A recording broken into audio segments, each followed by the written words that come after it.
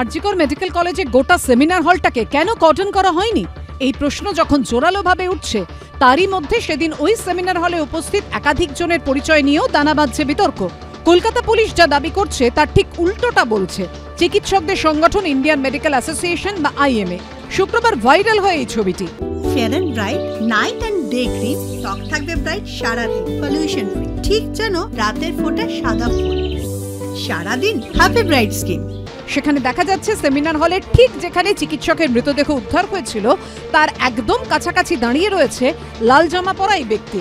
কলকাতা পুলিশের তরফে এই ব্যক্তিকে ডিটেকটিভ ডিপার্টমেন্টের ফিঙ্গারপ্রিন্ট এক্সপার্ট বলে দাবি করা হয়েছে। আমাদের ফিঙ্গারপ্রিন্ট এক্সপার্ট যেটা আমাদের ডিডি টিম আছে উনি আছেন, আমাদের এসি ডিডিআই আছেন, ডিডি সেকশনের ভিডিওগ্রাফার আছেন, অ্যাডিশনাল সিপি1 ছিলেন ওখানে আছেন এবং এফএসএল এর স্টাফ আছে। কিন্তু কলকাতা পুলিশ যাকে ডিডির ফিঙ্গারপ্রিন্ট এক্সপার্ট বলে দাবি করেছে, চিকিৎসকদের সংগঠন আইএমএর বক্তব্য তিনি হলেন অভিক দে, এসএসকে মেডিকেল কলেজের সার্জারি বিভাগের প্রথম বর্ষের পোস্ট গ্র্যাজুয়েট ট্রেনি।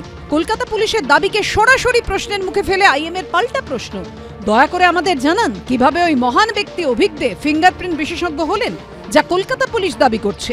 আমরা সবাই জানি তিনি এসএসকেএম হাসপাতালে সার্জারি বিভাগের প্রথম বর্ষের পোস্ট গ্র্যাজুয়েট ট্রেনি। আমরা আরও জানি যে তার পিজি কোর্সে ভর্তি হওয়া নিয়ে অনেক বিতর্ক আছে। সোশ্যাল মিডিয়া আইএমএ রাজ্য শাখার তরফে আরও দাবি করেছে কলকাতা পুলিশের ডিসি সেন্ট্রাল ও সিবিআইকে লাল পোশাক পরা অভিক দেকে চিহ্নিত করতে হবে এবং তদন্ত করে দেখতে হবে আরজিকর মেডিকেল কলেজের কেউ না হয়েও তিনি ঘটনাস্থলে কি করছিলেন। একটা সাইড ফেস করে লাল জামা পরে একই লোক দেখে যেটা মনে হচ্ছে, তো সেই ছবিটা দেখেও মনে হচ্ছে যে সেটাও সেই কুখ্যাত বলুন বা বিখ্যাত বলুন ডক্টর অভিক দে। পুলিশের তরফ থেকে একটা কথা বলা হয়েছে যে ওখানে একজন ফিঙ্গারপ্রিন্ট এক্সপার্ট হিসেবে ছিলেন। তো ফিঙ্গারপ্রিন্ট এক্সপার্ট হিসেবে কি করে একটা মানুষ যে কিনা একটা অন্য কলেজে সার্জারি রেজিস্টারশিপ করছে বা রেসিডেন্সি করছে, সে কি করে ফিঙ্গারপ্রিন্ট এক্সপার্ট হিসেবে সেখানে থাকতে পারে এবং কোন পাওয়ারের অধিকারে থাকতে পারে। কিন্তু অভিক দে কি চিকিৎসকের মৃতদেহ উদ্ধারের দিন সেমিনার হলে ছিলেন? যদি থেকে থাকেন তিনি সেখানে কি করছিলেন?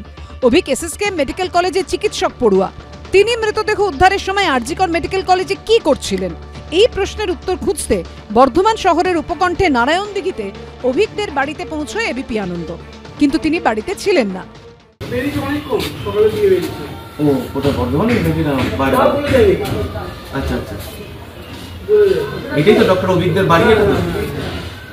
অভিকদের কোনো প্রতিক্রিয়া না পাওয়া গেলেও তাঁর হয়ে মুখ খুলেছেন বিরূপাক্ষ বিশ্বাস।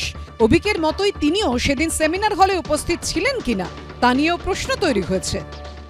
অভিক বাবু ওই দিন আমার সাথে তো ছিল না, কিন্তু আমি সোশ্যাল মিডিয়া মাধ্যমে যতটা দেখতে পেয়েছি আমি বা যেই জিনিসগুলো দেখতে পেয়েছি সোশ্যাল মিডিয়া মাধ্যমে, আমার মনে হয় না অভিক দে ওটা। অভিক দে অত বড় পাগল নয়, আমি চিনি, আমি 100 বার বলছি, স্বীকার করছি আমি তাকে চিনি, সে আমার দাদা সমতুল্য। আমি সব সম্মান দিয়ে কথা বলছি আর সম্মান দিচ্ছি আর দেব।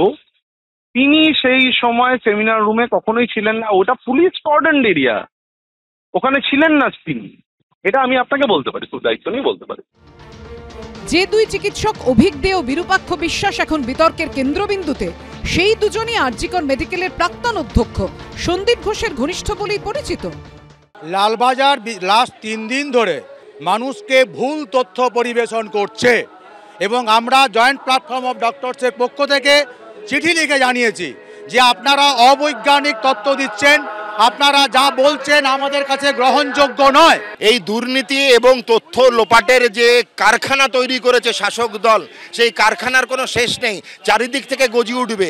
এরা একের পর এক প্রচেষ্টা চালিয়ে যাবে, এরা যে তথ্য প্রমাণ এবং লোপাট করেছে সেগুলো ধামাচাপা দিতে। কিন্তু এটা এখন জনসাধারণের কাছে বেরিয়ে গেছে। Crime scenes has been vandalised. এখানে কোনো রকম তথ্য প্রমাণ পাওয়া কতটা সম্ভব সেটা আমরা সিবিআইয়ের কাছে আজকে ডিমান্ড করব এবং সিবিআইকে চাইব যাতে সূক্ষ্ম প্রমাণ যদি থাকে সেটাও জনগণের সামনে তুলে ধরতে। এদিকে বর্ধমান মেডিকেল কলেজে অভিকদের ঢোকা বন্ধ করার দাবিতে শনিবার রাতে বিক্ষোভ দেখান সেখানকার চিকিৎসক পড়ুয়ারা। যেমন এখানে বিভিন্ন রকমভাবে শোনা যাচ্ছে অভিক দিয়ে একটা লবি কাজ করতো, উত্তরবঙ্গের লবির সাথে যার নামটা বারবার জড়িয়ে যাচ্ছে। বিভিন্ন সময় এসে বিভিন্ন রকমভাবে উনি ছাত্রছাত্রীদের সাথে মানে অফিসিয়াল আনঅফিসিয়ালি মিটিং করেন, তাহলে এই মিটিংয়ের অধিকারটা তাকে দেওয়া হয়েছে। ডক্টর অভিক দে এই কলেজেই করতেন। আমরা আজকে তাই সরাসরি দর্থহীন ভাষায় ম্যাডামকে জানিয়েছি এই বর্ধমান মেডিকেল কলেজের সাথে তার সমস্ত রকম অফিসিয়াল সম্পর্ক বিচ্ছিন্ন করা হোক। এদিকে ইন্ডিয়ান মেডিকেল অ্যাসোসিয়েশনের চাঞ্চল্যকর দাবির পর কলকাতা পুলিশের তরফে দাবি করা হয়েছে অভিক দে বলে যাকে দাবি করা হচ্ছে তিনি আসলে আনিসুর রহমান, ডিটেকটিভ ডিপার্টমেন্টের ফিঙ্গারপ্রিন্ট বিশেষজ্ঞ। পুলিশের তরফে আরও যুক্তি দেওয়া হয়েছে চুলের ধরন দেখে অভিক দে বলে ভুল হচ্ছে, আসলে মাথায় আলো পড়ায় চুলের ধরনের পরিবর্তন হওয়ায় আনিসুর রহমানকে অন্য ব্যক্তি বলে মনে করা হচ্ছে। সন্দীপ সরকার, পার্থপ্রতিম ঘোষ ও কমল কৃষ্ণদের রিপোর্ট, এবিপি আনন্দ।